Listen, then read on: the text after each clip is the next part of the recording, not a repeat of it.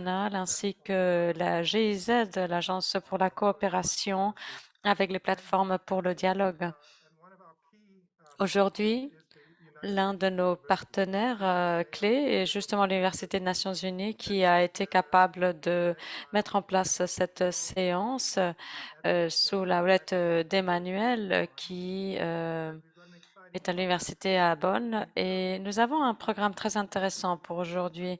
Si on pense au système intégré d'eau, d'énergie, d'alimentation, enfin, il n'y a pas de meilleurs exemples que ce que nous allons voir ici. C'est le fait de prendre dans un même système l'eau, l'énergie, l'alimentation, c'est-à-dire c'est un système chargé de potentiel et je pense que ce que les intervenants vont nous montrer aujourd'hui, eh bien, ce sera des idées à partager et à vraiment à utiliser en Afrique ainsi que dans d'autres pays du monde. Alors voilà, je vous remercie et je vais passer la parole à Emmanuel. Oui, merci beaucoup, Michael. Je voudrais aussi saisir l'opportunité pour vous donner à tous la bienvenue.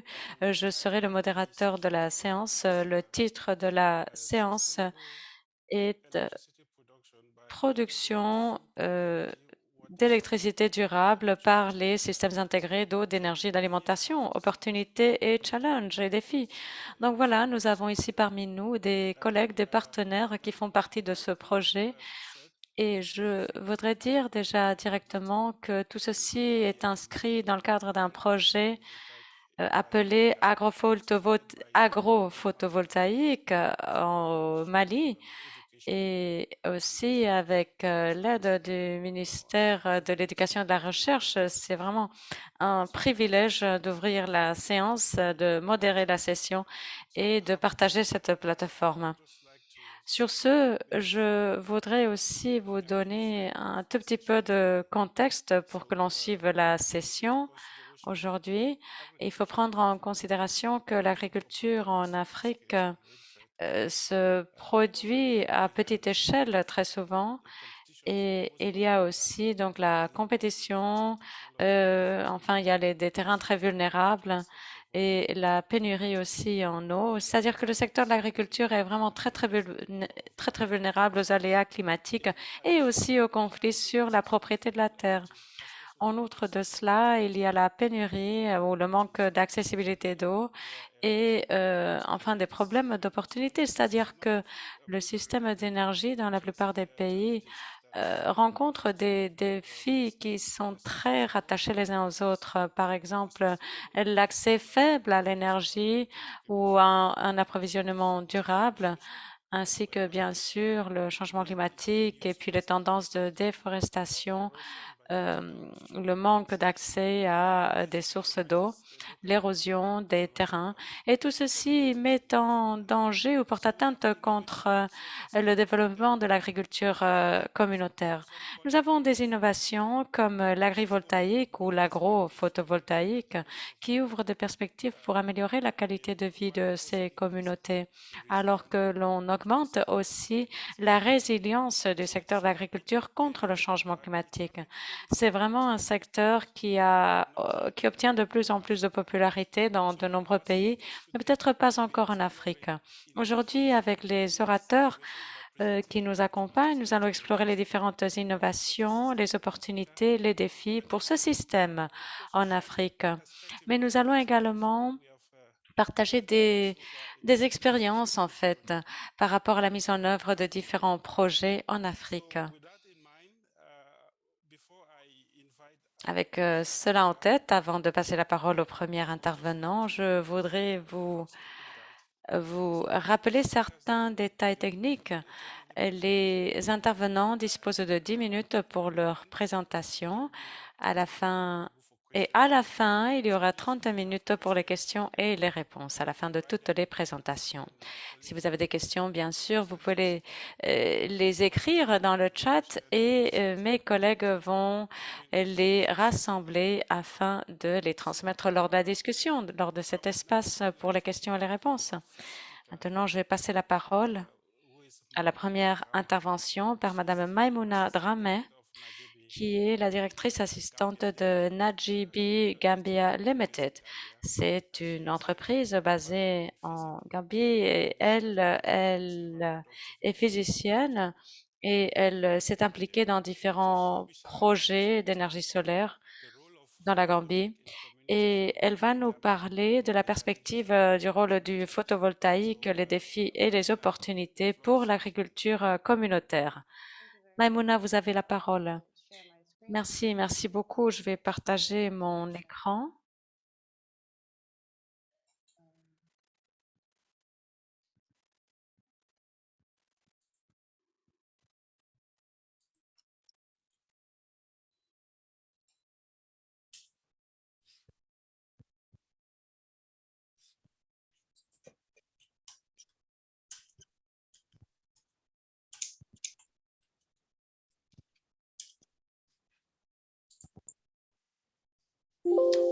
Okay, good morning to everybody.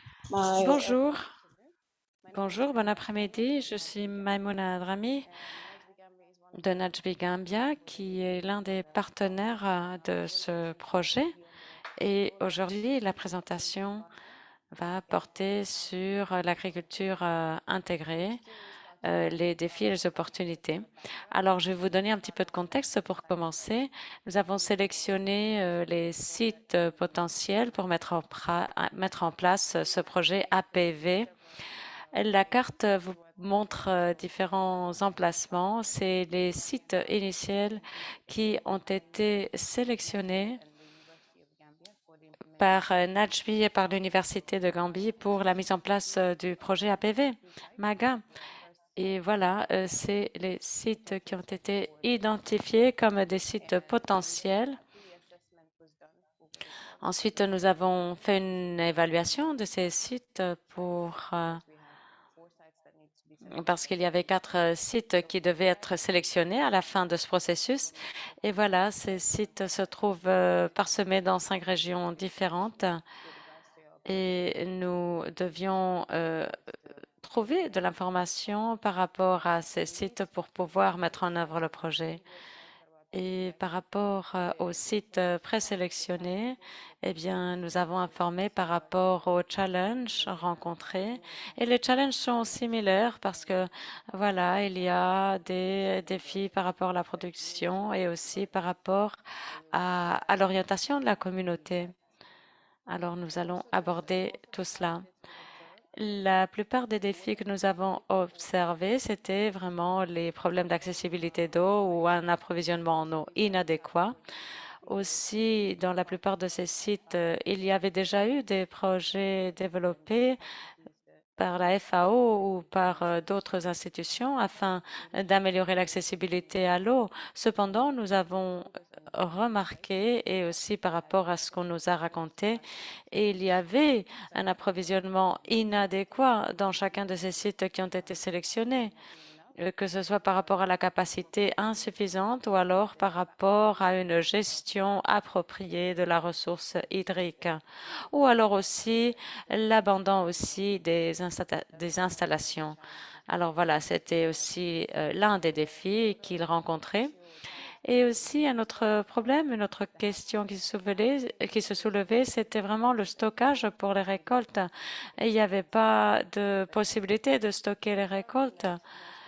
Et on a également observé que la plupart de ces sites avaient les mêmes tendances. Et puis, à partir de novembre et jusqu'à janvier, eh bien, ces problèmes de stockage se développaient. Ensuite, de mai à juin, il y a aussi des problèmes. Et puis de juin à septembre, c'est la saison des pluies. Et dans ce cas-là, il n'y a pas de production. C'est la saison des pluies. Et alors, on abandonne le terrain et ce terrain ne produit rien. C'est-à-dire que, par exemple, on ne produit pas de laitue, la laitue ne demande pas d'eau de pluie. C'est-à-dire que ces sites étaient confrontés à un problème de stockage pour les récoltes dans ces communautés. Aussi, il y avait un autre problème, l'énergie et l'éclairage, c'est-à-dire l'électricité pour les communautés et les jardins. Eh bien, comme vous pouvez le voir, dans la plupart des cas, communautés sur 10 n'avaient pas d'accès à l'électricité pour les communautés et les jardins. Et seuls 3% avaient un réseau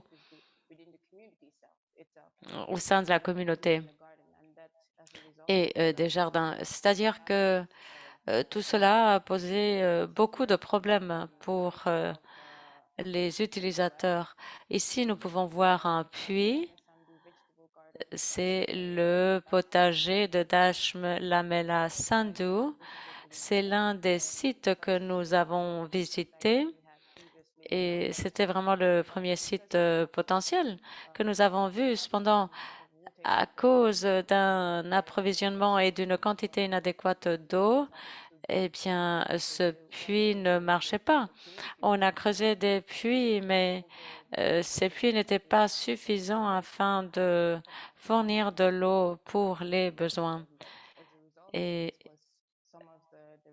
voici le résultat que nous avions trouvé. On nous a dit aussi qu'il y a eu beaucoup d'accidents dans cette zone spécifique parce que ces puits ne sont pas bien creusés. C'est au niveau du sol et c'est vraiment un véritable défi. Ici, l'irrigation se fait de façon manuelle par ce seau que vous voyez ici. Alors le seau, on, on le met dans un réservoir afin de remplir d'eau pour aller arroser. C'est vraiment un travail très pénible parce que très souvent, l'eau se trouve loin de ces lits agricoles et c'est vraiment difficile d'arroser et cela requiert beaucoup de déplacements afin de d'arroser les lits. Ensuite, il y a un autre challenge, un autre défi qui est l'accès au marché. Et là aussi, il y a des problèmes qui se posent parce que ces communautés vivent loin des marchés. Et nous avons vu des tendances similaires par rapport aux différentes saisons et aux cultures qui sont cultivées. C'est-à-dire que des fois, en fait, les récoltes sont abondantes sur le marché et elles se retrouvent tout à la fois et c'est aussi un défi.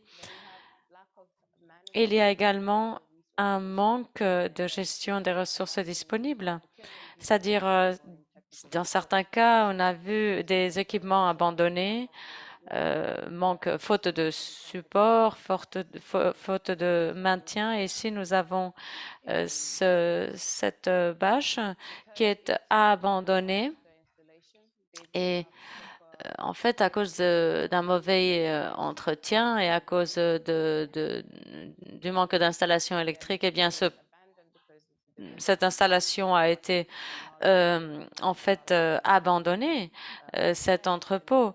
Il n'y avait pas d'argent non plus pour le réparer et on n'a pas voulu donc faire l'effort et on n'avait pas, et même si on avait l'argent, il n'y avait pas le support technique nécessaire pour réparer cette installation. Et puis, ce que l'on voit ici, c'est les jardins avec, avec les systèmes d'irrigation, mais dans ce cas-là, nous avons un système d'irrigation goutte à goutte qui a échoué parce qu'il y a eu des obturations et comme résultat de cela, eh bien, on a décidé d'abandonner le système d'arrosage ou d'irrigation goutte à goutte. Donc, voici encore un exemple des défis rencontrés par rapport à l'accès à l'eau. Aussi, nous avons les opportunités que présente l'énergie photovoltaïque. Et il y a ces opportunités avec l'énergie solaire et photovoltaïque. Nous avons la présence des produits locaux sur le marché, c'est-à-dire qu'on peut prolonger la production jusqu'à 10 à 12 mois contre les 6 mois actuels de production. Nous avons donc la possibilité de produire aussi vers la saison des pluies. L'irrigation solaire peut permettre donc ce stockage grâce à une chambre froide, par exemple, lors de la saison des oignons, c'est-à-dire à partir de cette période du mois de novembre et jusqu'en janvier-février. Eh bien, c'est là que l'on cultive les oignons dans la Gambie. Et l'oignon requiert une température plus froide. Et c'est pour cela que qu'on le cultive à cette époque-là. Mais en fait, nous avons le pays et tous les potagers qui se mettent à produire des oignons en même temps, ce qui mène à des déchets, à des gâchis alimentaires, parce que tout à coup, on retrouve un excédent de ces aliments et les oignons sont abandonnés parce que personne ne peut les stocker. C'est là que les chambres froides seraient très utiles parce qu'elles donneraient la possibilité de stocker ces produits tels que les oignons et de les vendre à des dates ultérieures. Une autre opportunité, c'est une opportunité en fait d'affaires commerciales pour les jardiniers et pour la communauté ayant accès à l'énergie. C'est le fait de développer des utilisations productives grâce au solaire comme l'agro-transformation, tout ce qui est la mouture, le séchage, l'emballage, la presse à huile, tout ce qui ne peut pas se vendre avec cette électricité, eh bien on peut traiter les produits, on peut les gérer et manipuler de façon à assurer une valeur pour ces produits qui autrement étaient excédentaires. Et puis aussi, dans certaines régions qui n'ont pas d'accès à l'électricité, eh bien, le fait d'avoir accès à des blocs d'ice, c'est quelque chose de très, très important. Ça pose des défis dans certaines zones. Ici, on peut transporter donc ces glaçons d'un côté à l'autre et produire de l'électricité, des installations d'électricité. Aussi, le développement de la production de viande et de volaille et parce que dans la plupart de ces jardins, il y a aussi de la volaille, mais des fois c'est difficile de pouvoir alimenter la volaille pour vendre la viande plus tard. Maintenant, en fait, dans ce cas-là, avec l'électricité, eh bien, on pourrait mieux entretenir la volaille et l'alimenter avec des aliments composés. Et voilà, si on ne vend pas la volaille, on perd des opportunités d'affaires. Aussi, d'autres opportunités, c'est qu'avec une meilleure communication, on pourrait avoir accès à la connectivité, Internet, au téléphone, au marché, au support technique. Une autre opportunité, c'est voilà, d'utiliser le support technique aussi des partenaires et de pouvoir les contacter. C'est-à-dire que voilà, nous voyons ici le schéma de toutes les opportunités. Le fait d'augmenter l'accessibilité de l'eau par le pompage d'eau solaire, eh bien, cela nous permet d'augmenter le rendement des cultures, d'augmenter les cultures elles-mêmes, de répandre le jardin qui appartient à l'opportunité, et nous avons ainsi l'opportunité d'expansion de ce jardin par les leaders de la communauté. Des fois, ils n'ont pas accès à l'eau ou ont un espace limité parce qu'il n'y a pas assez d'eau pour pomper et pour faire arriver cette eau partout sur le terrain agricole. Aussi, on peut améliorer bien sûr les conditions de travail et d'assainissement de la communauté. Donc voilà, ça peut finalement améliorer le style de vie, la qualité de vie et améliorer les impacts environnementaux.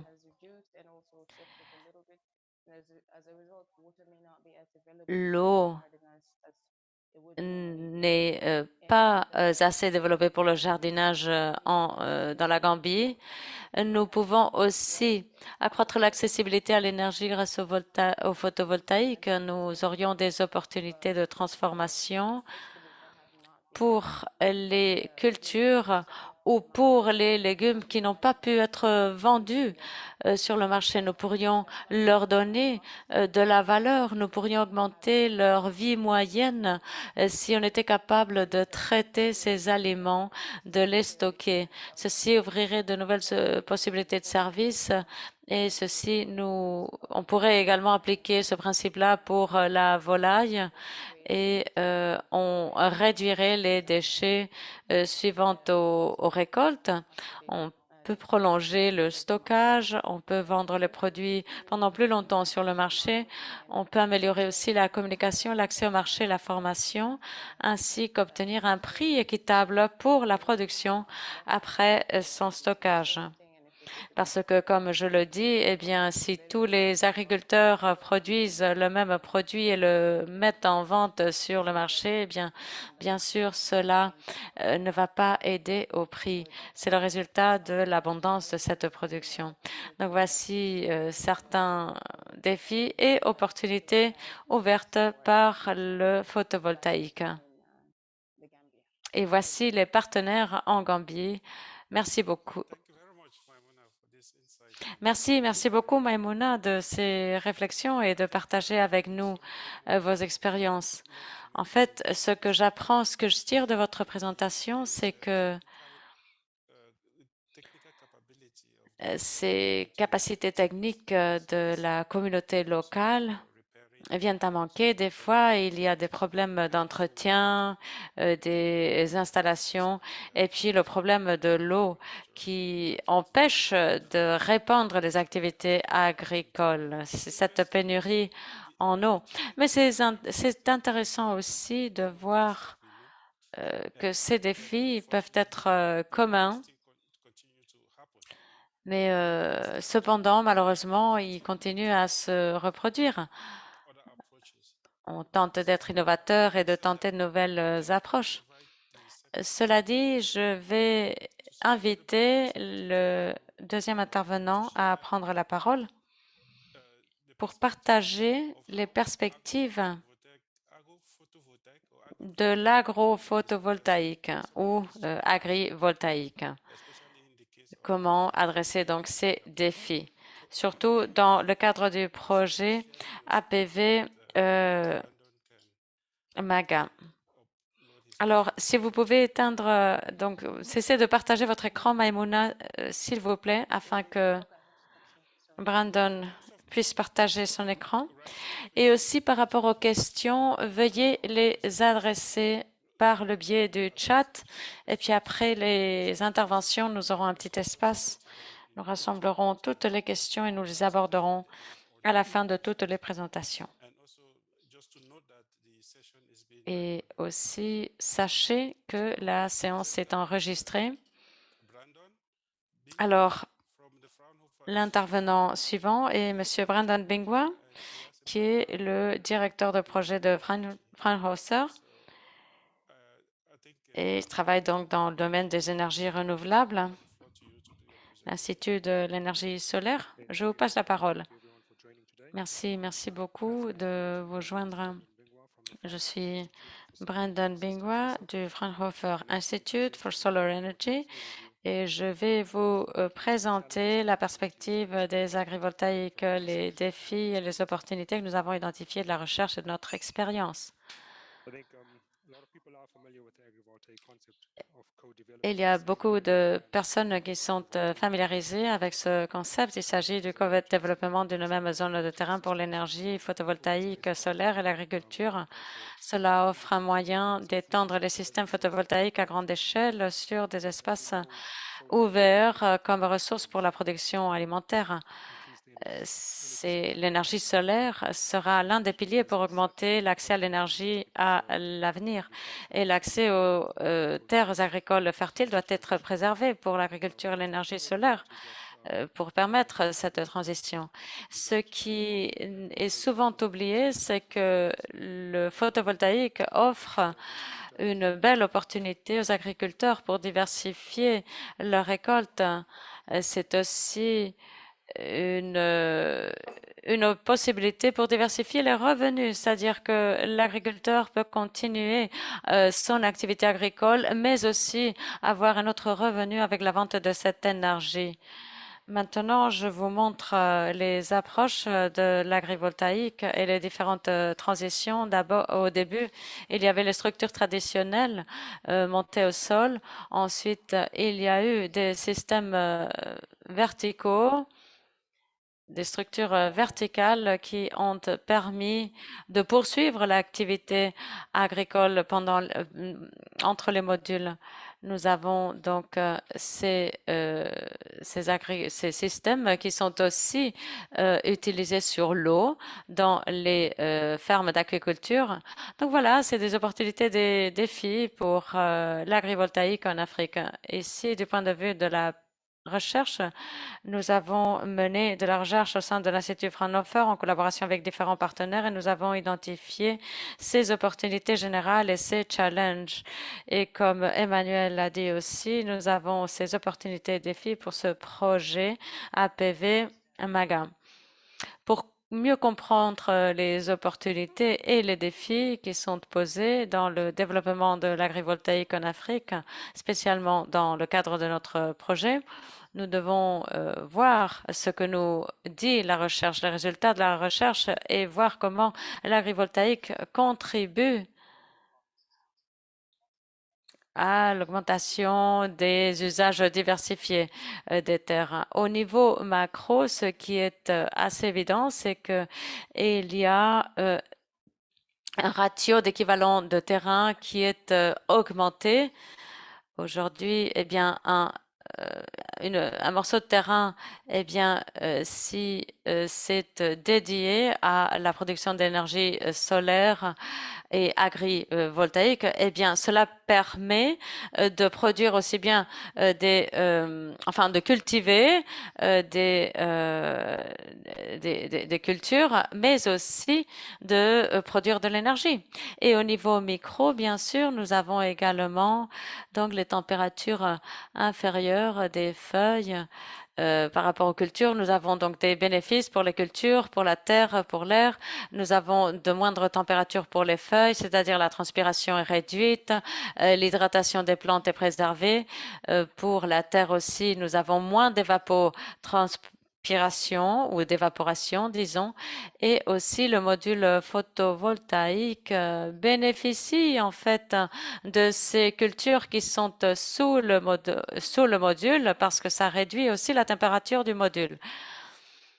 Avec tous ces résultats obtenus de la recherche et avec toutes ces questions en tête, on peut tirer des opportunités sur le niveau politique, économique, social, c'est-à-dire que si l'on s'intéresse à la technologie, par exemple, on voit des opportunités qui sont liées à la substructure, c'est-à-dire la plupart des systèmes sont développés en Europe et aux États-Unis et ils sont personnalisés, ils sont vraiment dédiés pour l'agriculture.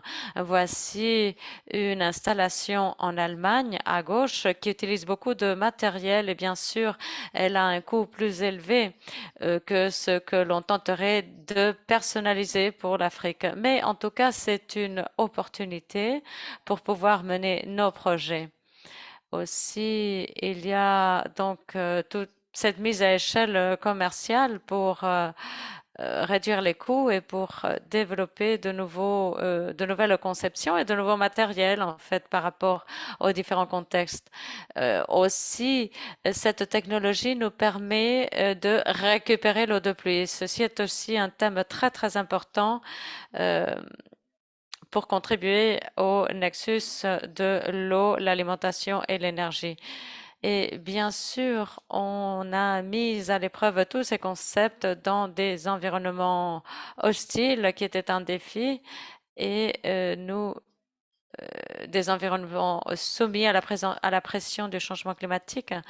Et ces concepts, voilà, peuvent être mis à l'épreuve dans des contextes locaux.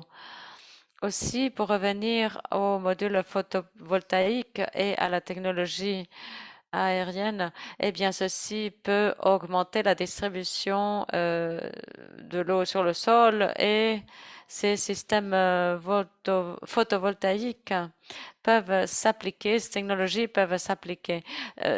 Malheureusement, dans le cas du projet MAGA, eh bien, on se centrerait sur des systèmes fixes, mais sur le long terme, on pourrait développer ces systèmes avec ces approches technologiques afin de les reproduire dans des environnements différents que ce qui a été déjà testé, par exemple, en Amérique du Nord, au Japon, enfin, dans le Nord global. Et les défis qui sont liés au développement de cette technologie, c'est vraiment le déploiement du système. C'est le savoir-faire technique, la disponibilité du matériel, de tous les composants, l'opération de tous les composants. Euh, Bien entendu, tous les défis s'accompagnent également d'opportunités, heureusement, et dans le cadre du projet APV MAGA, ceci nous permettrait d'augmenter la capacité et la connaissance des membres de la communauté locale. On pourrait aussi former les partenaires du projet pour pouvoir se pourvoir de ce matériel à échelle locale et avoir donc ces matériels disponibles sur le marché. Aussi, avec les systèmes agrivoltaïques, la recherche nous dit qu'il y a beaucoup d'opportunités dans le domaine de l'agriculture et dans les climats arides et semi-arides. C'est là où les plaques photovoltaïques auraient les plus grands bénéfices. C'est dans les zones où il y a un impact significatif aussi du changement climatique. C'est-à-dire que dans le contexte de nos projets et au-delà, nous avons l'opportunité de faire de la recherche, de tester, de voir quelle est la performance et le rendement de toutes les récoltes. Et si nous avons aussi des microclimats et on peut aussi introduire des récoltes qui ne sont pas connues dans ces terrains, par exemple le brocoli, les fraises, nous avons testé tout cela et nous avons vu si on pouvait mitiger les effets négatifs du climat. Comme Maimouna l'a dit, les saisons de croissance, de développement de ces cultures sont menacées par les saisons de pluie. Et on pourrait, enfin, ce système nous donnerait des opportunités. Il faudrait aussi s'assurer que les standards scientifiques sont appliqués. Comme vous le voyez, en fait, par rapport à la carte que vous avez devant, euh, certains de ces systèmes sont loin de la capitale de la Gambie, de Banjo, et il faudrait maintenir certains standards, ce qui pourrait être un enjeu pour certains emplacements, mais nous voulons que le projet soit mis en place dans les meilleures conditions et les jardins de la communauté sont très très importants. Il est important que l'on voit comment marchent ces systèmes. La recherche continue parce que cependant, malgré toutes les bonnes choses du photovoltaïque, c'est vrai que des fois les rendements sont diminués. Nous avons travaillé à petite échelle dans nos tests et dans ce cas-là, nous n'aurons pas trop d'impact par rapport au rendement sur les communautés, mais nous voulons intégrer les agriculteurs autant que possible, c'est-à-dire que nous devons continuer à poursuivre notre recherche, même si il y a un petit effet négatif sur les récoltes. Et puis par rapport à la communauté, au public, du côté socio-économique, eh bien, nous avons vu les opportunités, mais aussi les défis. Le défi, c'est le fameux Not in my backyard, c'est-à-dire euh, il y a des réticences à la mise en place de ce système, mais euh, surtout en Europe. Des fois, un autre défi, c'est de voir comment les communautés perçoivent l'installation du photovoltaïque. Cependant, dans le contexte de la recherche, ceci peut être mitigé, mais c'est vrai qu'à long terme, les opportunités d'interagir avec la communauté pour leur montrer le potentiel de ces technologies seraient très bénéfiques. Et puis, par rapport au schéma de financement et des modèles économiques, nous avons l'opportunité de nous connecter au réseau et d'arriver à des accords pour mettre en place des modèles de business qui puissent être établis pour obtenir le financement et générer des revenus afin d'amortir l'investissement initial. Encore une fois, ces défis ne sont pas seulement à nous. Par rapport à ce projet, nous avons besoin des investisseurs et faire que ce projet soit viable. C'est-à-dire que, bien sûr, malgré toute la recherche, il faut que l'on puisse amortir l'investissement initial. L'un des défis est également le comportement, c'est-à-dire l'acceptation de ces plateformes et la continuation de ces services. Des fois, c'est vrai que c'est un défi. On ne sait pas ce que la communauté locale attend de ces projets. Mais comme je vous l'ai dit, tous les challenges mènent à des opportunités. Alors, nous devons saisir l'opportunité, transformer la connaissance, transférer la connaissance et travailler de façon plus proche avec la communauté afin d'augmenter leur connaissance de la technologie. Très rapidement, maintenant, par rapport au niveau de politique et de réglementation, par le biais des expériences en Allemagne, on a vu ces opportunités d'utilisation de la terre agricole, mais il n'y a pas de subvention là-dessus et il faut s'assurer que ces systèmes agricoles ne sont pas seulement des opportunités et il faut continuer la recherche de la Gambie et au Mali aussi. Et ceci nous permettrait de d'établir des termes par rapport à l'agriculture photovoltaïque, d'introduire des systèmes de subvention, de développer des normes de conception des matériaux de construction agrivoltaïque et de maintenir cette activité agricole. Les défis, bien sûr, dépendent de chaque pays et ils sont aussi en pleine évolution. Et pour conclure, je sais que je vous ai présenté différentes opportunités challenge, mais je considère que tous les défis sont aussi une opportunité. Je vais citer euh, la phrase suivante, un problème, c'est juste une opportunité mal comprise. Et c'est pour cela que nous devons transformer ces défis que nous avons identifiés dans ce contexte particulier en opportunités. Nous croyons qu'il faut une approche analytique afin d'adresser ces challenges et nous croyons fermement que notre activité dans le cadre du projet APV MAGA va donner des opportunités à l'Afrique et que d'autres zones pourront s'apercevoir de ces opportunités. Je vous remercie de votre attention et je passe la parole à Emmanuel.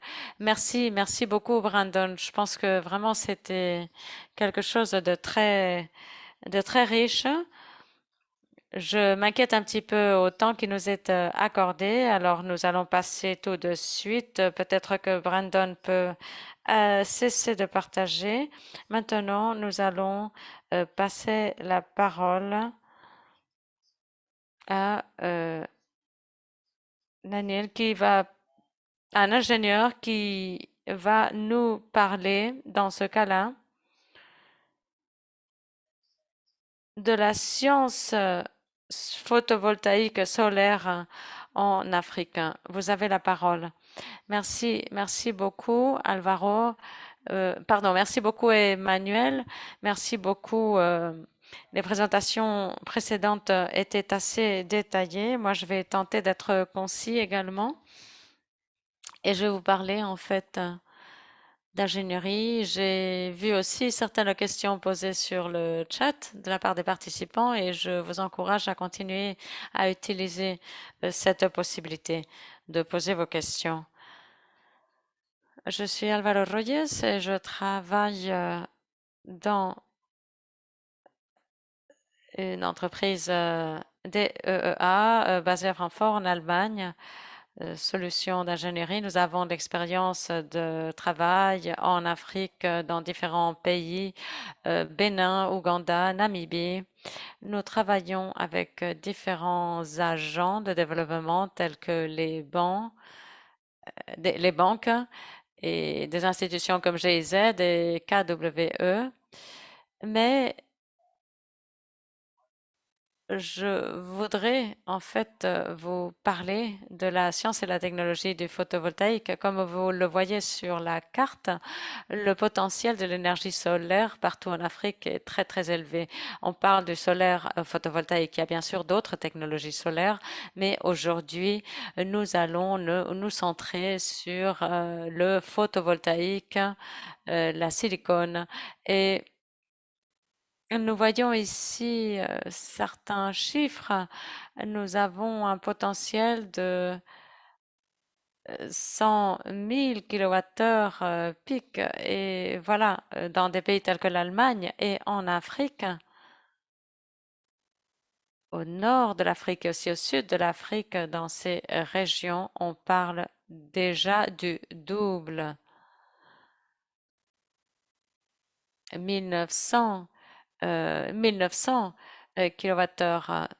Ce qui, voilà, nous parle du parallélisme qu'il y a avec cette irradiation, avec ce rayonnement solaire. En fait, ce rayonnement solaire n'est pas tellement saisonnier, c'est-à-dire qu'il n'y a pas tellement de différences observées en Afrique par rapport aux différents moments de l'année où cette énergie solaire pourrait être produite. Par contre, bien sûr, en Europe, nous avons plus de différences entre les saisons et le rayonnement solaire par rapport à ces saisons. Maintenant, je ne veux pas trop entrer dans les détails scientifiques et du point de vue physique de l'énergie photovoltaïque, mais à la base, c'est tout simplement un effet photoélectrique qui se produit, c'est-à-dire c'est l'effet des photons qui excitent des différents électrons des matériels que l'on utilise pour les panneaux solaires de silicium. Et en fait, nous avons une bande de conduction une bande conductrice qui nous permet de créer un flux de courant et une recombinaison des jonctions PN, des jonctions des semi-conducteurs. Et voilà, il faut savoir que l'énergie des cellules solaires présente des limites. Il y a des limites technologiques de 22% de cette efficacité. Nous avons aussi de l'innovation dans tous les laboratoires du monde qui font des recherches dans ce domaine. Ils font des recherches sur différentes technologies et des matériels afin d'augmenter cette efficience.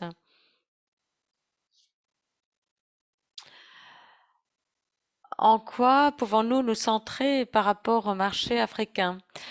En Afrique, il y a différents pays et différentes politiques, différentes ressources qui sont également utilisées, mais nous avons vu en tout cas, par rapport aux diapos précédentes, que l'énergie solaire présente un grand potentiel. Notre collègue Emmanuel a aussi évoqué la biomasse, en fait, qui est utilisée aussi comme source d'énergie, mais l'hydroélectricité représente toujours la part la plus importante des énergies renouvelables en Afrique. Nous voyons le potentiel de l'énergie solaire et de l'énergie éolienne. Les prix se sont réduits au cours des dernières années et ça nous a donné l'opportunité de déployer ces énergies dans de nouveaux marchés non explorés jusque-là. Vous voyez sur la partie de droite que le développement du solaire a été très différent dans différentes zones de l'Afrique. La zone leader est le sud de l'Afrique, mais en fait, c'est difficile de réduire, de trop simplifier avec quelques phrases la situation en Afrique, mais nous voyons que pour l'énergie solaire, bien sûr, il faut une certaine infrastructure, mais aussi une certaine politique pour déployer cette énergie. Mais on peut aussi déployer l'énergie solaire à petite échelle. Quand on parle de l'éolienne ou de l'hydroélectrique par rapport à l'efficacité, eh bien, c'est l'hydroélectrique et l'éolien ne peuvent pas être produits à petite échelle. Aussi, un autre facteur qui détermine le succès de cette énergie, c'est la disponibilité d'un réseau. Et on peut dire aussi, on peut se poser la question aussi des prix des panneaux, des prix des systèmes. Et par rapport, en fait, je m'aperçois ici, là où je place la souris, il y a pas il y a pas d'axe d'ordonnée, mais en tout cas, c'est les euros par mégawatt de capacité installée. Cependant, au cours des dernières années, partout dans le monde, il y a eu une réduction du coût de déploiement de l'énergie solaire. C'est-à-dire que là, il y a une différence, mais la plus grande, le plus grand facteur qui détermine le prix, c'est la magnitude des installations. Et il y a aussi d'autres facteurs, les facteurs environnementaux, l'infrastructure, le coût de l'infrastructure, le risque. Tout ceci détermine aussi l'évolution totale des prix. Ici, on ne parle pas seulement de coûts matériels, on parle aussi de déploiement d'énergie solaire. Quand on pense au coût des matériels, l'une des tendances que l'on a observées, c'est que ces matériels se sont réduits en prix, mais à cause du Covid et des problèmes d'approvisionnement, la plupart des matières premières qui sont posées dans la chaîne de valeur globale ont augmenté de prix, ce qui est le cas aussi pour le silicium et les stations commerciales, les centrales commerciales solaires, d'électricité solaire, ont aujourd'hui des problèmes pour s'assurer de la bonne distribution des panneaux qui sont en construction. Aujourd'hui, même s'il y a des contrats qui sont signés, eh bien, cette question se pose partout. On ne connaît pas la tendance des mois à venir. Je veux dire, je peux rien vous assurer. L'un des facteurs déterminants, comme on l'a dit auparavant, de l'énergie solaire, c'est que elle peut être construite et établie hors du réseau. Et comme notre collègue Brandon l'a dit, l'énergie solaire donne beaucoup de flexibilité, c'est-à-dire que l'on peut augmenter ou réduire la taille de l'installation. Et ici maintenant, nous passons à une diapo très basique, mais qui donne un bon exemple de ce que je viens de dire. L'un des avantages de l'énergie solaire, et là j'en parle du projet APV MAGA, qui est le projet que nous avons entre les mains, c'est que ça peut vraiment s'adapter aux besoins des communautés. Et ici nous voyons un exemple très clair qui est le pompage d'eau. Mais c'est valable aussi pour d'autres exemples et pour d'autres communautés, quelle que soit leur taille. Pour pouvoir pomper de l'eau, il faut cette énergie et il faut savoir aussi quelle quantité d'énergie est produite par le photovoltaïque et quelle est la quantité d'énergie nécessaire pour pomper l'eau. La plupart de l'énergie sera utilisée par par la pompe et ensuite nous devons analyser les besoins en eau, aussi les récoltes, en fonction de la saison et aussi donc cette production que nous allons évaluer. Et ceci va nous donner une idée des ressources hydriques. Aussi, on va voir quelle est la capacité, le niveau de l'eau et si la capacité est suffisante pour explorer tout cela de façon durable. Voici un thème clé. Les énergies solaires ne sont pas entièrement indépendantes de tout ce qui se passe sur le site. Il faut les adapter aux besoins du site. Et c'est justement ce que nous faisons par ce projet. Nous voulons ajuster, nous voulons intégrer tout cela aux communautés en nous basant sur les besoins de la communauté. C'est vraiment le but de ce projet Nexus Eau, Énergie, Alimentation. Alors, comme je vous l'ai dit, j'ai tenté d'être concis, j'ai vérifié le temps qui m'était imparti avant de commencer. Une dernière diapo.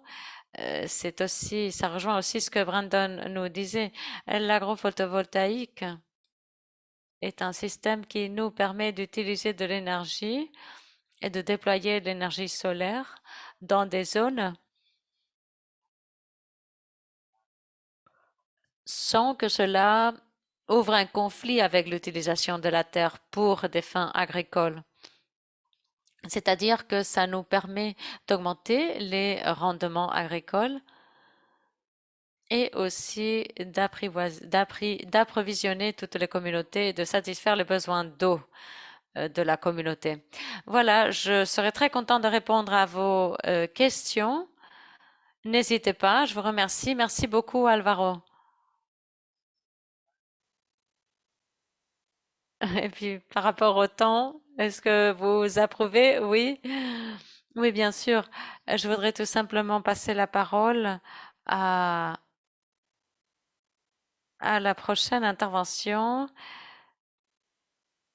Les bénéfices des systèmes agrophotovoltaïques. Donc, notre intervenante suivante est Nora Adelhart, qui est chercheuse à l'Université de Fribourg et qui a donc un horizon académique dans le monde de l'administration, de l'économie. Elle va nous parler des opportunités socio-économiques et des défis des systèmes photovoltaïques en Afrique.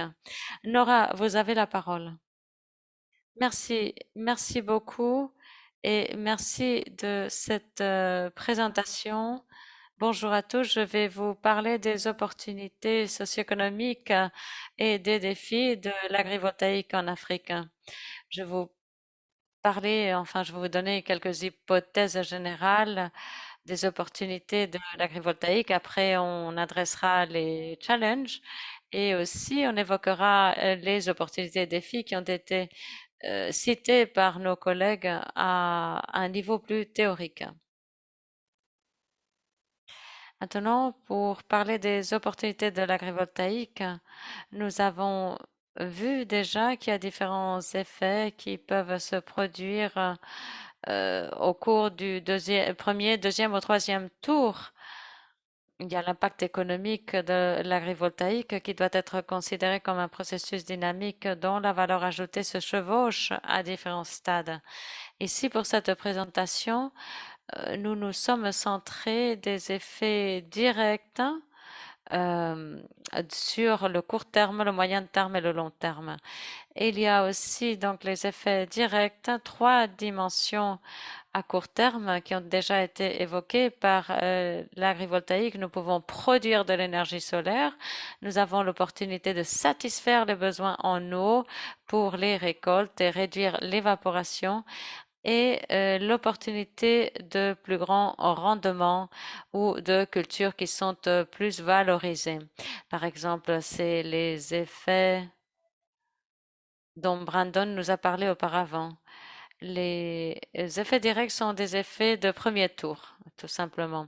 C'est-à-dire qu'on les obtient juste après la mise en œuvre de ce système, mais ils se reproduisent, ils se poursuivent au cours de toute la durée de vie du système. C'est-à-dire qu'il y a une possibilité d'effet de courbe d'apprentissage sur le long terme. C'est-à-dire que nous avons cette augmentation qui se produit et ces meilleures opportunités, elles peuvent être visibles sur le long terme. Par exemple, cette augmentation de rendement peut être encore plus grande après quelques années, plus grande que après la première année, parce que ce sera le fruit de l'expérience et des améliorations. Et puis maintenant, par rapport au système, aux effets indirects, on peut s'attendre à des effets indirects. L'investissement dans les biens d'équipement à court terme sur le premier tour. Et il y a donc cet investissement. Par exemple, avec les revenus générés, on peut se munir de systèmes d'irrigation ou de chambres froides après ce premier investissement. Et ceci nous donne aussi l'opportunité d'avoir de l'eau au cours de toute la saison, l'opportunité de diversifier les produits agricoles et aussi d'avoir d'autres activités quand les rendements sont faibles, ce qui donne des opportunités commerciales, bien sûr, aux agriculteurs. De nouveaux équipements et aussi un nouveau portefeuille de produits agricoles et puis aussi de nouvelles opportunités commerciales qui apparaissent grâce à ces investissements. Il est possible désormais donc de vendre des produits non seulement sur les marchés locaux mais ailleurs. Et puis les systèmes d'irrigation réduisent les heures de travail de l'agriculteur sur le terrain, c'est-à-dire que ceux-ci ne doivent pas irriguer chaque récolte de façon séparée. Ça peut aussi générer une plus grande capacité d'eau et donc un plus grand revenu. Et les heures de travail ne sont pas directement liées à la rémunération, ce qui veut dire que on peut maintenir cette rémunération tout en travaillant moins d'heures. Et puis par rapport aux effets d'entraînement sur le court terme, nous avons différentes opportunités d'emploi, par exemple dans la phase de construction et de tester le système. Et une fois que le système est testé, on peut voir quelle est la sensation sur ce terrain. On peut voir aussi l'effet que cela cause dans un contexte plus général. Sur le moyen terme, on peut voir le développement des connaissances technologiques, la valorisation de la région et ces systèmes peuvent nous indiquer la croissance de l'économie locale et du marché de l'emploi. Et puis, il peut y avoir une irritation des normes traditionnelles aussi à moyen terme. Un mécanisme important à citer, c'est le niveau d'innovation. Plus le portefeuille de produits est diversifié, qui résulte de ce système et des investissements en biens d'équipement, par exemple une chambre froide, eh bien, ceci requiert une expertise différente, des techniques agricoles différentes, et ceci nous mène à l'acquisition de nouvelles connaissances et de nouvelles compétences. Ces nouvelles compétences, c'est l'une des voies pour sortir de la pauvreté d'après de nombreuses recherches. Et il y a aussi donc ces initiatives et cette augmentation, ces incitations à l'investissement sur le long terme. Nous voyons ici sur ce tableau, c'est le même tableau que je vous ai montré au début, mais maintenant nous avons rempli le tableau avec les idées que j'ai partagées avec vous. Nous pouvons voir les facteurs agrégés spécifiques au pays avec des exemples comme les normes, les habitudes, les traditions, aussi les conditions climatiques, hein, les contextes institutionnels. Tous ces facteurs vont déterminer la réussite de la mise en place de ces systèmes. Mais c'est vrai que ces influences peuvent être croisées. Il y a des facteurs institutionnels et économiques qui peuvent déterminer la réussite de ces systèmes. Les facteurs incontrôlables peuvent être les conditions de météo, par exemple, ou aussi les conditions politiques, les droits de la propriété, les changements de la demande et de l'offre locale et mondiale. Les grands investisseurs peuvent être donc confrontés à ces défis et les investissements privés peuvent souffrir aussi chaque fois que l'un de ces risques se matérialise. Un autre défi vient de ce que l'on appelle la stratégie du bond en avant, ce qui veut dire que les pays en développement les pays moins développés sont limités dans leur capacité à mettre en œuvre le changement et à adopter les technologies avancées. Et il y a aussi donc ce défi potentiel de ces pays moins développés. Ça pourrait être un défi pour ces pays-là, en fait, parce que ils peuvent peut-être être à défaut de technologies locales ou d'installation ou de problèmes de formation à échelle locale. Et il y a aussi des défis sociétaux à respecter. Le premier porte sur comment s'approprier de cette technologie et ça nous parle donc de la théorie de la stratégie des biens communs de Arden où on voit que les utilisations individuelles par rapport à l'accès à une ressource ouverte, tout ceci contribuerait au bien commun. Mais cela peut aussi épuiser la ressource ou ce bien commun. C'est ce qui pourrait se produire si dans un petit village, ces biens privés sont considérés comme une propriété commune et sont épuisés. Le dernier point, c'est que les technologies peuvent interférer avec les modes traditionnels de gestion des affaires locales et créer un problème d'acceptation. Merci beaucoup. Merci beaucoup, Nora, de votre présentation. Je pense que c'était très intéressant, spécialement, eh bien, ce concept du bond en avant. Je suis tout à fait d'accord avec vous. Vous pouvez continuer à écrire vos questions sur le chat. Et je vois que le chat est assez déjà chargé. Maintenant, j'invite la dernière intervenante, Madame Jessica Berneiser, qui vient aussi de l'Institut Fraunhofer. Jessica a un diplôme en psychologie. Elle va se centrer sur le comportement d'investissement dans la transition énergétique, l'acceptation de cette transition énergétique et l'évaluation des politiques de soutien. Alors, sans plus, Jessica, vous, vous avez la parole pour votre présentation. Merci beaucoup, Emmanuel. Merci beaucoup de cette belle présentation. En fait, moi, je m'intéresse aux transitions de l'énergie, mais du point de vue de la société, d'un point de vue un petit peu différent, et je vais vous parler de la science du comportement et quel peut être aussi l'effet de cette science du comportement pour développer l'agrivoltaïque au Mali et en Gambie. Que sont les sciences comportementales? Eh bien, c'est un terme collectif donné à un certain nombre de disciplines qui se concentrent sur l'étude du comportement des humains, ce qui inclut la psychologie, la neuroscience, l'anthropologie et ainsi de suite. Pourquoi parlons-nous de sciences comportementales dans le contexte de la mise en œuvre des énergies renouvelables? Eh bien, je pense que nous sommes d'accord que l'énergie renouvelable est magnifique, mais si on voit aujourd'hui le monde, on voit qu'il y a aussi des barrières partout par rapport à cette énergie. On a entendu sur la BBC que nous avons en fait l'industrie de l'énergie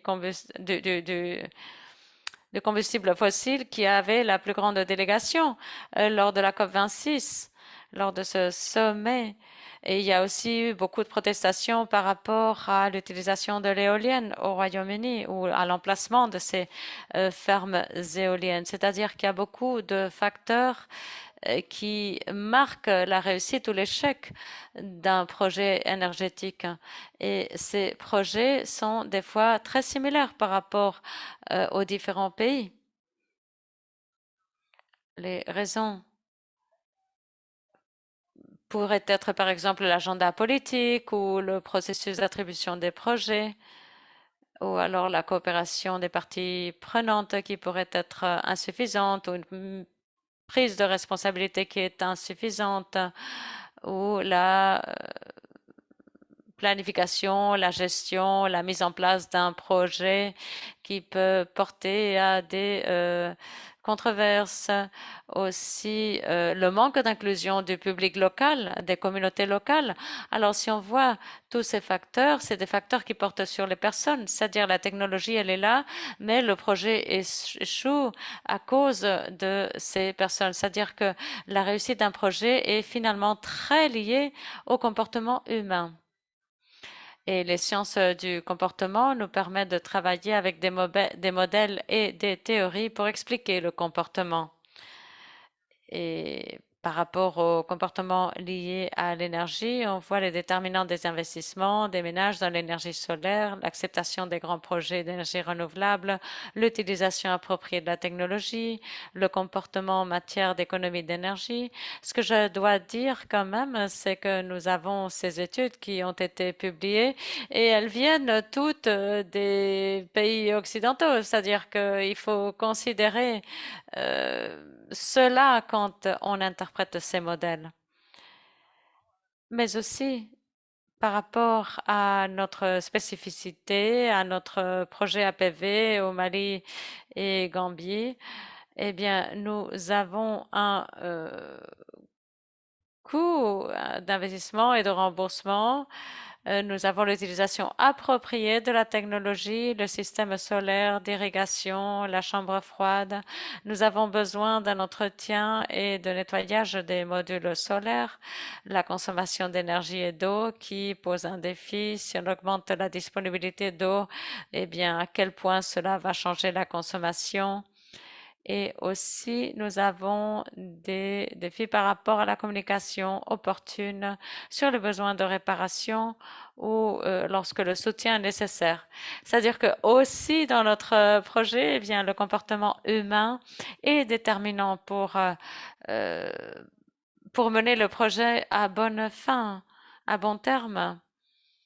Ce modèle est très utilisé, c'est le modèle d'acceptation de la technologie et on voit tous les facteurs déterminants qui influencent l'utilisation ou l'acceptation, si vous voulez, de la technologie par les utilisateurs.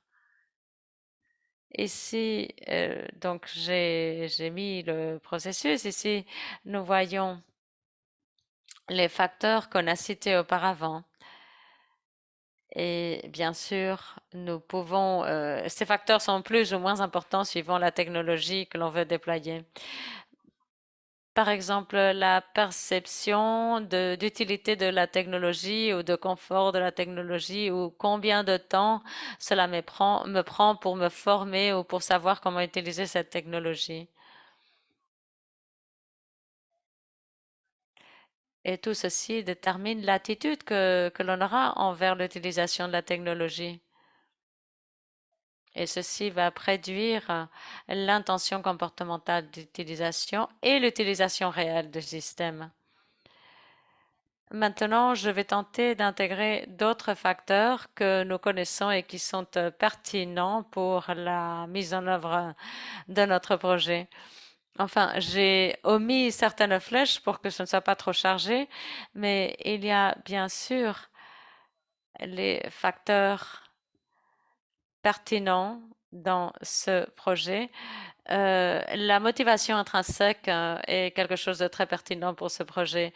Cette motivation qui doit être générée au sein de la communauté, qui doit venir des besoins de la communauté. La motivation peut aussi se maintenir lorsque les donneurs et les parties prenantes coopèrent et travaillent avec la communauté. Et non seulement il est important de savoir comment utiliser cette technologie, mais aussi les expériences précédentes avec d'autres projets solaires sont déterminantes. Par exemple, si vous avez eu des mauvaises expériences par le passé par rapport à l'utilisation de solaire, eh bien, ceci va déterminer le succès, la qualité de la planification, de la gestion La perception aussi de la compétence, de l'intégrité, ceci est aussi important et c'est également influencé par les expériences antérieures. Il faut créer un climat de confiance et voir que les parties prenantes sont compétentes, dignes de confiance aussi. Je suis pas sûre du temps qu'il me reste. Je vais continuer. Emmanuel, vous m'interromprez quand ce sera nécessaire. Oui, je vous ferai savoir. Alors, là, par exemple, nous avons des facteurs qui dépendent des bénéfices et du coût social. C'est-à-dire que non seulement il s'agit de monétariser les bénéfices, mais de voir aussi le côté social. Et il y a aussi d'autres facteurs, la distribution juste de ces ressources aussi, ou si quelqu'un reçoit plus que quelqu'un d'autre ou qui paye. Mais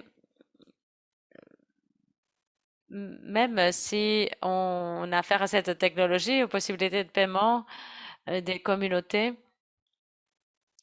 on peut vouloir cette technologie. Et c'est pour cela, en fait, que ce processus doit être suivi.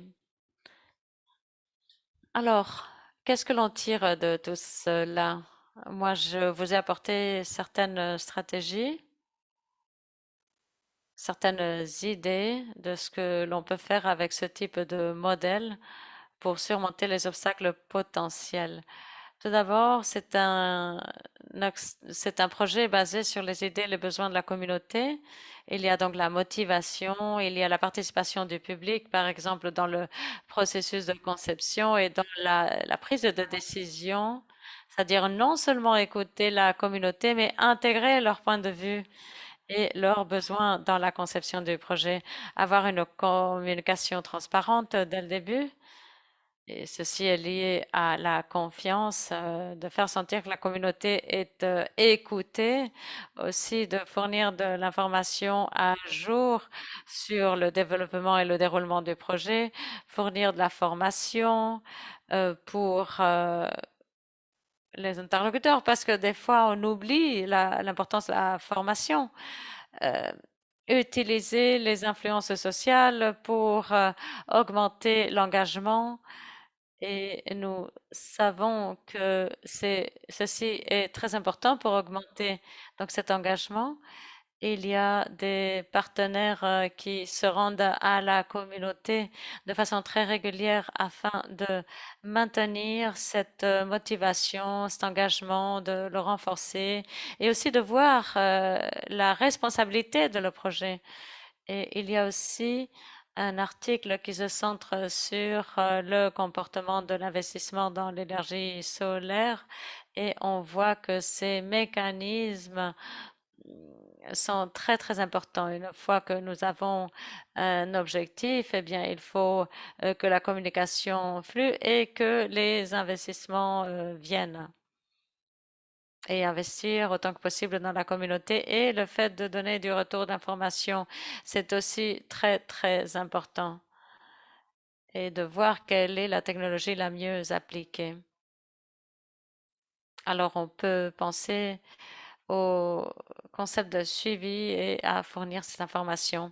Alors maintenant, pour conclure, je pense qu'il y a différentes conclusions que vous connaîtrez déjà, mais je pense qu'il est très important d'avoir des connaissances sur les modèles utilisés et leur mise en œuvre. Les modèles et les théories peuvent nous aider au niveau pratique et nous faire atterrir cette science sur le terrain. Mais je voudrais voir plus de projets et de collaboration internationale. Comme je vous l'ai dit auparavant, ces théories sont développées pour la plupart aux États-Unis et en Europe et on tente de vous expliquer le comportement, mais on voudrait savoir aussi quelle est cette théorie du comportement et l'effet de ce comportement dans d'autres parties du monde. on veut savoir d'où viennent les articles qui sont publiés dans les journaux et on veut également tirer les connaissances de la collaboration internationale et inclure toutes ces connaissances, ces théories pour notre travail à venir. Et voilà, c'est tout. J'espère avoir pu soulever des questions intéressantes pour vous et des réflexions intéressantes. Je vous remercie. Merci beaucoup, Jessica. C'était vraiment très, très intéressant parce que je n'avais pas eu l'opportunité d'écouter ces présentations d'une psychologue par rapport à ce sujet. Moi, je pense que c'est une perspective très intéressante et je suis tout à fait d'accord avec vous. Il faut prendre en considération où a été développée cette littérature pour savoir comment l'interpréter. C'est aussi très important. Donc, nous venons de terminer la dernière présentation. Je vois que beaucoup de questions ont déjà été répondues. Ou alors, si vous vous sentez satisfait avec la réponse obtenue, il y a peut-être encore une question qui reste ouverte et qui s'adresse à Maïmouna. Maïmouna, pourriez-vous donner davantage de détails par rapport à cette technologie de la chambre froide solaire sans réseau? Je pense que c'est important aussi, vu que nous parlons de Nexus eau, énergie, alimentation, eh bien, c'est directement lié à notre thème. Maïmouna, je ne sais pas si vous avez quelque chose à rajouter. Eh bien, j'ai répondu à la question jusque-là. C'est très bien. Nous avons 12 minutes, hein. Alors, si vous avez des questions, allez-y. Je ne sais pas si c'est possible de poser des questions en direct. Oui, c'est possible. It's possible. Go C'est ahead. possible. Merci. Alors, si vous avez des questions à poser, vous pouvez lever votre main virtuelle et on vous passera la parole. Je vois qu'il y a une main levée. Je vais vérifier de qui il s'agit.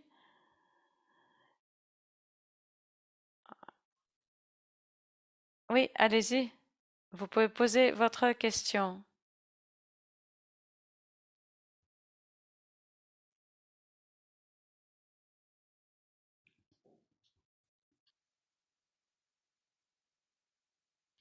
Peut-être que votre micro est éteint?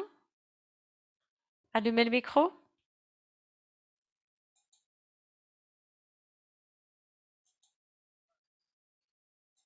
Abbas, votre micro est éteint, Abbas.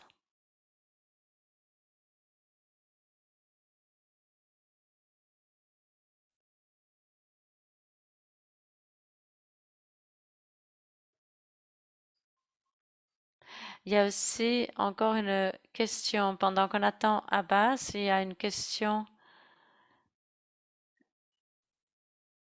Je pense que c'est pour Nora. L'un des participants demande si vous avez un outil, un logiciel approprié pour faire l'analyse économique du système agrivoltaïque. Bonne question. En fait, malheureusement, pas vraiment. Il n'y a pas de logiciel vraiment. Le système aborde différents domaines. Non seulement nous avons les revenus et les coûts des panneaux solaires, mais nous avons aussi l'augmentation des années, c'est-à-dire qu'il y a beaucoup de variables qui interviennent. Alors cela dépend.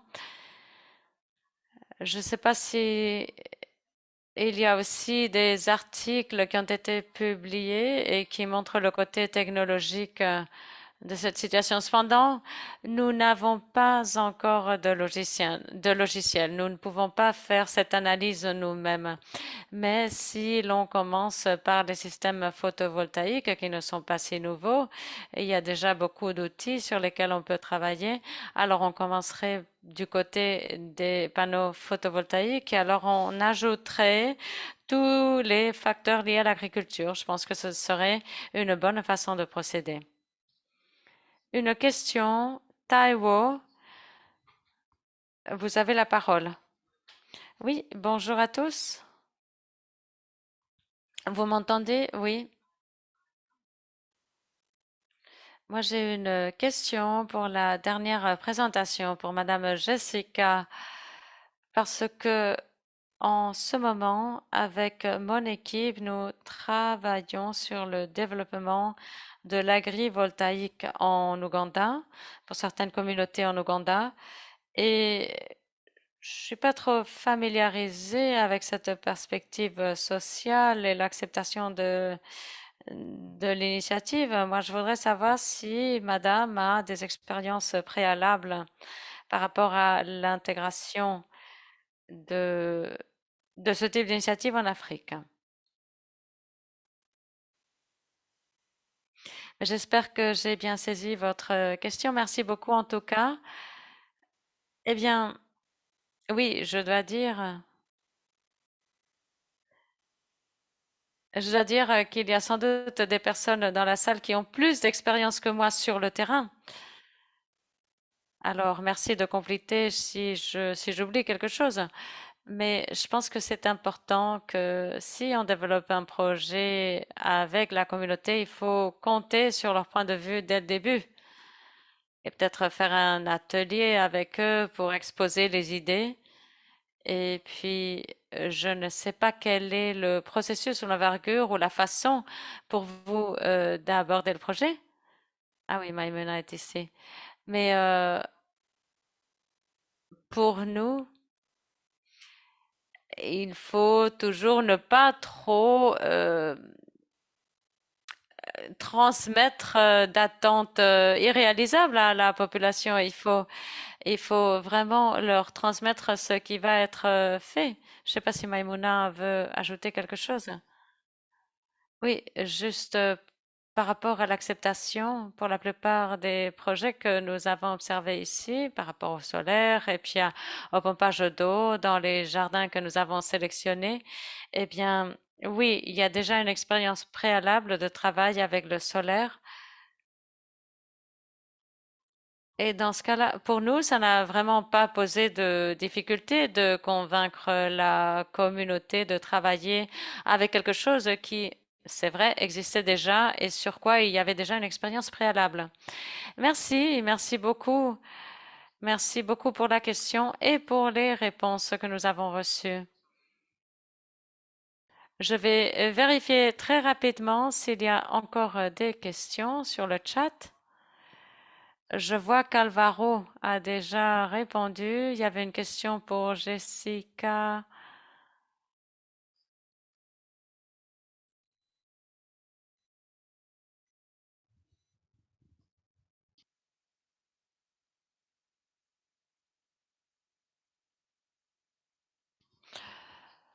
Il y avait une question pour Jessica.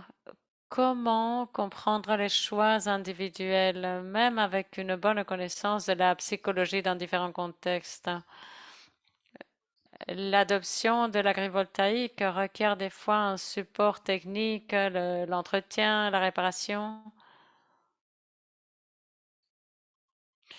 qui sont des fois mitigés par les dynamiques de pouvoir locaux.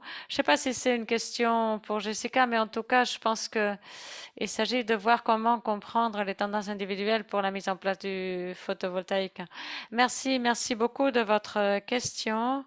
Je pense que il faut rassembler différents facteurs et non seulement se dire qu'il y a des choix individuels et qui dépendent des institutions et de l'environnement, mais il faut toujours tenter d'intégrer tous ces points de vue et comment cela a un effet sur le choix des personnes et les institutions. Si on change d'institution ou de cadre ou d'environnement, qu'est-ce que cela comporte pour les individus?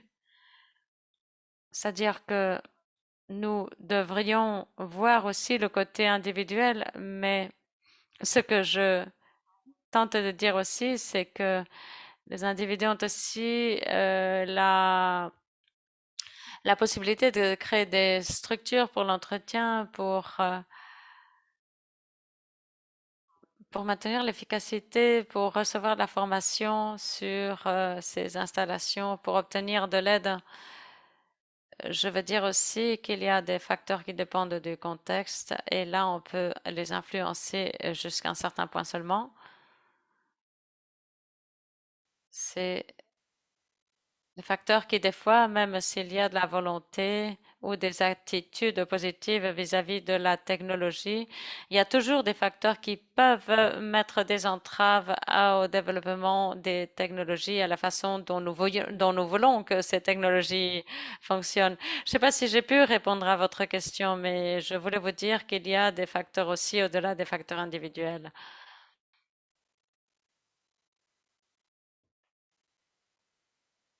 Merci, merci beaucoup, Jessica. Domitil, je ne sais pas si vous avez levé la main. Je ne sais pas si c'était une question. Yes, I raised the hand, but I mean, Oui, it's a very en fait, quick. j'ai levé la main. I was wondering from, I mean, you showed example Je of me demandais par integrated rapport à ce models bref where exemple des modèles intégrés you can add value, I mean, from the où l'on solar panel, peut pumping apporter de la water, valeur du panneau producing, for solaire, le example, pompage energy. d'eau, So, for example, for cooling systems. l'utilisation d'énergie, les systèmes de refroidissement. So, are there, I mean, in the project, have you Dans le projet, studied this est-ce que combined vous avez system étudié ces systèmes combinés and their function? I mean, their functioning? et leur fonctionnement?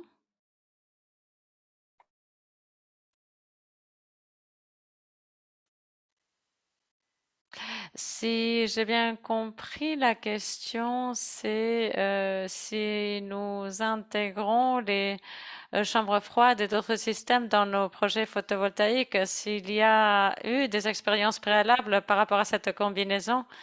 Brandon, je pense que c'est similaire à ce que vous faites en Algérie. Si vous pouvez peut-être partager votre expérience par rapport à d'autres projets photovoltaïques qui combinent différents systèmes. Oui, bien sûr, c'est un projet phare en quelque sorte parce que nous combinons différents éléments. La récupération d'eau, l'utilisation productive de l'énergie, produite par le photovoltaïque pour fournir des services à des plaques de transformation, les chambres froides de traitement, c'est-à-dire pour que finalement la communauté puisse utiliser ces services pour amortir leur investissement.